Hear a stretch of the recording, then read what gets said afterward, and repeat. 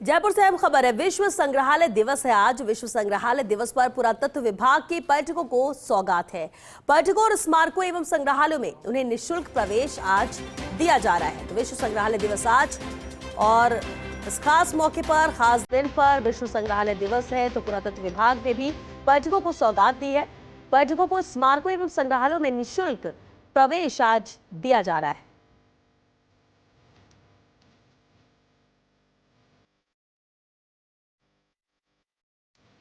और चलिए इस पर और ज्यादा जानकारी के साथ एसोसिएट एडिटर निर्मल तिवारी भी जयपुर से हमारे साथ जुड़ रहे हैं और साथ ही रेजिडेंट एडिटर जोधपुर से राजीव गौड़ भी हमारे साथ इसमें जुड़ रहे हैं। निर्मल जी, सबसे पहले आपका रुख करना चाहेंगे। विश्व संग्रहालय दिवस है आज, खास मौका है, खास तौर से पर्यटकों के लिए जो सौगात दी गई है, विस्तार से जानना चाहेंगे क्या इंतजाम इसे लेकर?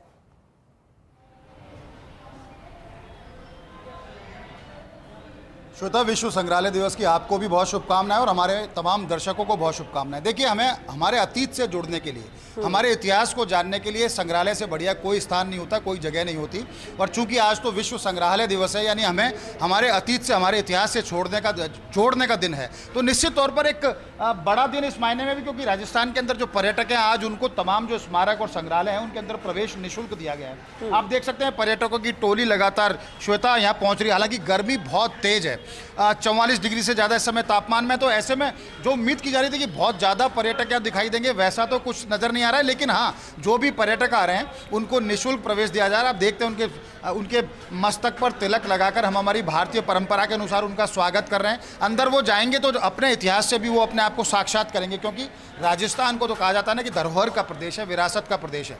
हमने हमारी एक एक विरासत, चाहे हमारी बोली, हमारी भाषा, हमारा खान पान, हमारा पहनावा, हमारा जो भी एक समृद्ध सांस्कृतिक विरासत है, उसको किस तरह से संजो के रखा है। हमारे जो पुरखे थे, जो पूर्वज थे, हमारे जो तमाम उस दौर के जो राजा महाराजा थे, वो किस तरह के हथियारों का उपयोग करते थे, किस तरह का उनके पास उस समय सिक्कों का कैसा चलन था, टेराकोटा किस तरह, तमाम जो चीज़ें हैं उनको संजो करके यहाँ रखा है।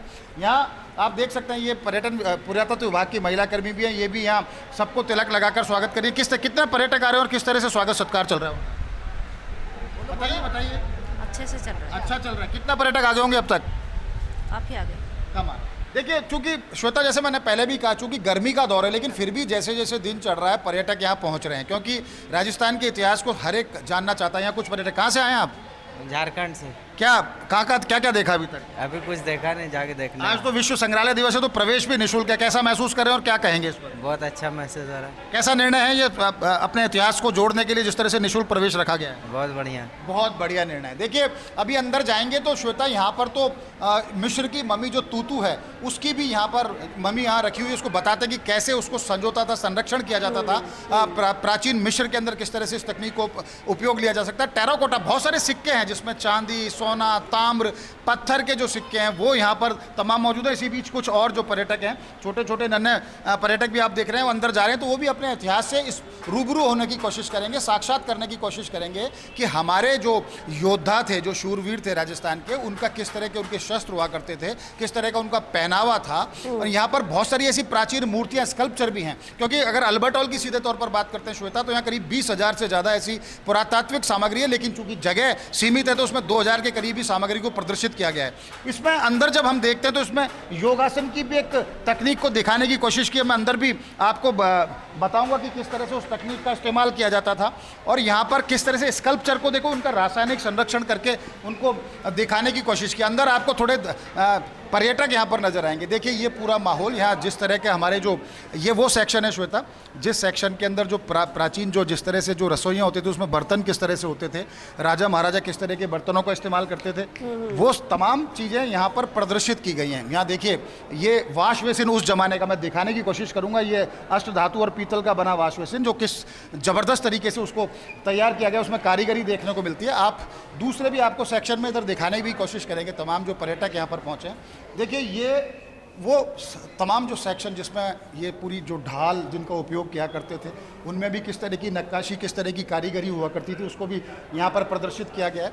उसके अलावा ये जो सेक्शन आता है, ये वही उसी तरह का सेक्शन चल रहा है। यहाँ देखिए, इसको दिखाने की कोशिश करेंगे आपको। ये जो निबला खंड जो पूरा दाईं और जो उसका उस तकनीक का इस्तेमाल किया गया, ये जो तमाम जो जर्मन ढाल की जो प्रतिकृतियाँ उनको यहाँ प्रदर्शित करने की कोशिश की गई है। तो तमाम तरह के इस तरह के स्कल्पचर, इस तरह का सामग्री यहाँ पर, ऐसे प्राचीन कालीन भी हैं श्वेता यहाँ, जिनको प्रदर्शित करने की कोशिश की। देखिए मैं एक और दिखाता हूँ, ये कारीगरी का एक नायाब नमूना, ये है सत्सुमा वेस, सत्सुमा किंकोसन।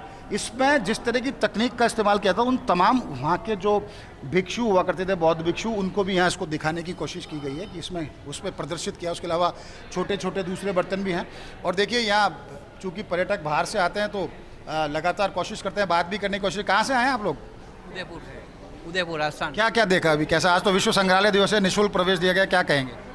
अभी आए हैं, जैसे भी देखा, ये संग्रहालय में भी आए। नहीं, आज टिकट नहीं लगा होगा? हाँ जी, फ्री है, बिल्कुल फ्री है। देखिए तो श्वेता, कहने का मतलब ये है कि तमाम इस तरह के हमारा जो इतिहास है, हमारा जो अतीत है, उसको कैसे उससे जुड़े हम, किस तरह से हम ये जानें कि हमारा कैसे हम परंपराओं को निभाते थे, किस तरह की कारीगरी हमारे यहाँ हुआ करती थी, किस तरह का शिल्प था, हस्तशिल्प। क्योंकि राजस्थान का हस्तशिल्प आज भी, देखिए यहाँ ब्लू पॉटरी को भी दर्शाया गया है कि किस तरह से ब्लू पॉटरी से तमाम तरह की वो वस्तुएं बनाते थे। इसके अलावा दूसरे हम सेक्शन में चलेंगे तो यहाँ भी इसी तरह की बहुत सारी वस्तुओं को प्रदर्शित करने का यहाँ पर प्रयास किया गया। और पर्यटकों की संख्या अंदर आने के बाद पता पड़ती है श्वेता कि यहाँ लगातार, चूँकि आज निःशुल्क प्रवेश है, तो पर्यटक यहाँ पर काफ़ी संख्या में देखने को मिल रहे हैं। हम और भी बात करने की कोशिश करेंगे कुछ पर्यटकों से, लेकिन हम ये दिखाने की कोशिश कर रहे हैं कि खुद को अतीत से अगर जोड़ना है तो इससे बढ़िया जगह उसके लिए नहीं हो सकती। देखिए एक सेक्शन और है, उस सेक्शन में भी आपको ले जा कर के दिखाएंगे कि ये इस पूरे सेक्शन के अंदर ये तमाम एक और ख़ास है, जो ये पाटन के जो चित्रित जो कागजी जो वस्तुएं थी उसको लेकर के, ये बंगाल की जो पॉटरी है उसको यहाँ दिखाने की कोशिश की। और ये सबसे महत्वपूर्ण सेक्शन है। देखिए ये वो सेक्शन है श्वेता, जिसमें हमारे पुराने स्कल्पचर रखे हुए हैं, जो पुराने जो पुरावशेष थे उनको यहाँ पर प्रदर्शित किया गया है। देखिए ये, अब इससे ज़्यादा इतिहास को कैसे कौन जान पाएगा। ये कार्तिकेय है, भगवान कार्तिकेय की मूर्ति है, जो 8वीं सदी की, आबानेरी जो दौसा जिले में बांदीकुई के पास है वहाँ। और चूंकि वहाँ उस समय जब मुगलकालीन आक्रमण हुआ तो सभी को खंडित कर दिया गया था। लेकिन बिल्कुल निर्मल जी, बेहद विश्व संग्रहालय दिवस आज है और आज इस खास मौके पर पुरातत्व विभाग ने पर्यटकों को सौगात दी है, जहां सभी स्मारकों और संग्रहालयों में प्रवेश निःशुल्क दिया गया है। जयपुर से अहम तस्वीरें निर्मल तिवारी दिखा रहे थे अभी। और चलिए जोधपुर का रुख कर लेते हैं। राजीव गौड़, रेजिडेंट एडिटर भी हमारे साथ जुड़ चुके हैं। राजीव, जयपुर तो पर्यटकों की पसंद हमेशा से रहा है, लेकिन जोधपुर भी पसंद में शुमार है और यही वजह है कि बड़ी तादाद में पर्यटक जोधपुर पहुंचते हैं। आज जब ये खास मौका है, निःशुल्क प्रवेश दिया जा रहा है, क्या तस्वीरें स्मारकों संग्रहालयों में नजर आ रही हैं?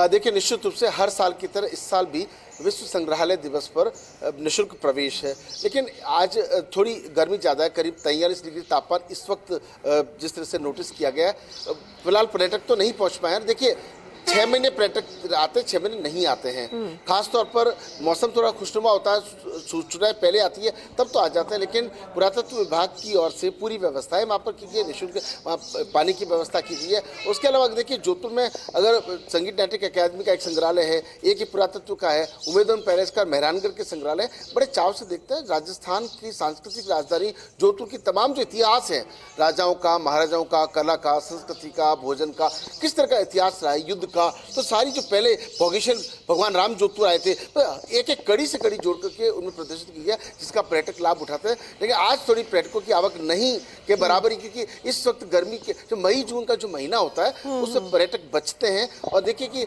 जुलाई का शुरुआत होने के साथ पर्यटकों की आवक शुरू होगी। तो ये जरूर है कि स्थानीय स्तर पर कुछ लोग आए हुए होते हैं, वो जरूर देख लेते हैं, लेकिन वो भी कोशिश करते हैं या तो सुबह जल्दी या फिर शाम को 5 बजे के बाद देखते हैं। जी बिल्कुल। और तो क्या माना जाए कि क्या उन्हें जानकारी नहीं मिल पाई? क्योंकि कई बार होता है कि पहले से जानकारी होती है तो लोग तैयारी पहले से करके रखते हैं कि कल हमें जाना है घूमने और हमें देखना है ये सब, क्योंकि ऐसी सुविधा भी यहाँ पर मिल रही है।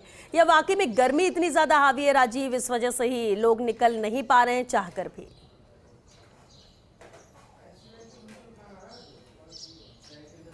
देखिए जिससे गर्मी तो बहुत ज़्यादा है। देखिए स्कूलों की छुट्टियां कर दी है, आमतौर पे स्कूल के बच्चों को लेके आया जाता था, बड़ी बड़ी टोलियां बन करके बच्चे आते थे, बच्चों को बताया जाता है कि हमारा जोधपुर कैसा है, संग्रहालय में इतिहास संस्कृति की जानकारी होती थी। स्कूलों की भी छुट्टियां कर दी गई है, गर्मी बेहद ज़्यादा है, बच्चे नहीं निकल सकते, घर से को बाहर निकलते नहीं, जरूरी काम होता है तो घर से बाहर निकलता है। तो ऐसे में संग्रहालय जाकर के और उस भीषण गर्मी का शिकार होने की बजाय पर्यटक नहीं के बराबर, मतलब आप समझिए कि फिलहाल किसी प्रकार के कोई पर्यटन, ये पूरा ऑफ सीजन जो है वो कहलाता है मई जून का जो खास महीना है। जी चलिए, बहुत शुक्रिया राजीव और निर्मल, आप दोनों का ही ये